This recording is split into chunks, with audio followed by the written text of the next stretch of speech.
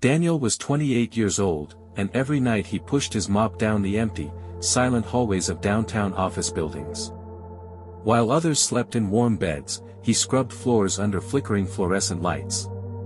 His job as a janitor was simple: clean, take the trash out, and leave before the morning shift arrived. But to Daniel, it was more than just cleaning. It was a constant reminder of the life he didn't want. His paycheck was small, barely enough for rent in his tiny, one-room apartment. His fridge often had nothing but half a loaf of bread and a carton of milk. Some nights he skipped dinner, saving what little food he had for the next day. Most people never even noticed him. Office workers passed by without saying hello. To them, he was invisible. Just the janitor. But inside, Daniel carried something no one could see: a quiet fire. He knew his life could not continue like this. He wanted something more, something better. The problem was, he didn't know what. Daniel tried to escape his life many times. He applied for jobs in sales, marketing, even delivery. Every time, the answer was the same: "We're sorry, you're not qualified." He once tried selling homemade sandwiches to office workers during their lunch breaks. On the first day, he sold a few. By the third week, no one bought anything. He gave up. Then he tried starting a small car wash service with a friend. They bought buckets, soap, and brushes. But the friend left after a month, and Daniel was left alone with no clients and more debt than he could handle. Every attempt ended the same: failure. Late at night, after cleaning offices, Daniel would sit in his small apartment staring at the ceiling. He felt crushed, humiliated, and ready to give up. But even then, a voice inside him whispered, "Don't stop. There has to be another way." Daniel didn't know it yet, but his breakthrough was coming, and it would come from the very place he wanted to escape.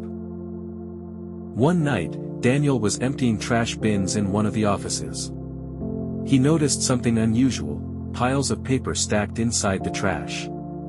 Not just scraps, entire notebooks barely used, stacks of printer paper with only one side printed, boxes filled with documents no one wanted anymore.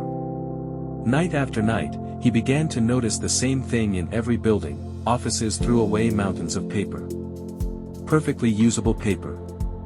Daniel stopped in the hallway, holding a handful of crumpled sheets, and thought to himself, "All this is money. And no one sees it." The thought didn't leave his mind. The next day, he borrowed an old laptop and began researching recycling. He learned that paper could be collected, shredded, reprocessed, and sold. Companies paid good money to recycling plants, and the demand for recycled material was growing fast. For the first time in years, Daniel felt hope. He didn't have money, he didn't have connections, but he had one advantage no one else did: he had access to waste that people threw away without a second thought. That night, Daniel decided. He would not just clean offices. Daniel started small. Very small. He borrowed a rusty cart from a neighbor and began collecting discarded paper after his shifts. At first, he kept the paper in his tiny garage. His neighbors mocked him.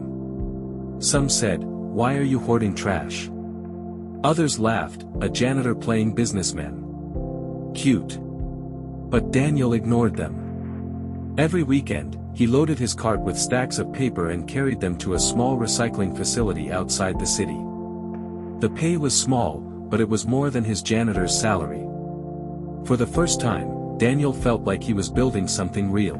His hands were blistered, his back ached, but his spirit grew stronger. He reinvested every dollar. Bought bigger bags. Found better routes. He spent nights learning about business, reading free articles, and watching tutorials online. In just a few months, he had built a system. By day, Daniel was a janitor. By night, he was an entrepreneur. And slowly, without realizing it, his second life was starting to outgrow his first. After months of collecting trash paper by himself, Daniel realized something powerful: what if businesses paid him to take their waste? Instead of begging for paper, he could offer them a service: guilt-free collection of paper waste, while he kept the materials. The idea was simple. And it worked.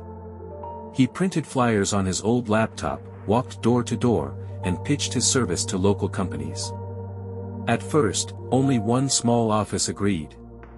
Then 2. Then 10. Within a year, Daniel was collecting paper from dozens of businesses. He no longer needed the rusty cart. He rented a small warehouse and hired 3 employees to help. His little side hustle had become a company.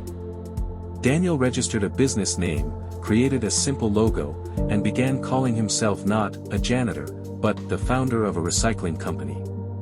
Every time he introduced himself that way, he felt a surge of pride. He was no longer invisible. He was building something real. 5 years later, Daniel's life looked nothing like before. He had grown his recycling business into a company worth millions. He had contracts with dozens of corporations, his own fleet of trucks, and a team of over 50 employees. The man who once pushed a mop now ran a thriving enterprise. But Daniel never forgot where it all started. It didn't begin with money. It didn't begin with luck. It began with one simple idea, and the courage to act on it. Today, Daniel speaks at schools and events, sharing his story. He tells young people, don't wait for the perfect moment. Don't wait for someone to hand you success. Look around you. The opportunity is already there. Most people just don't see it. The janitor who was once invisible became an inspiration. And all it took was noticing what others ignored. So the next time you feel stuck, remember Daniel's story. Success doesn't care where you start. It only cares if you're brave enough to begin. End screen. What would you do with one great idea?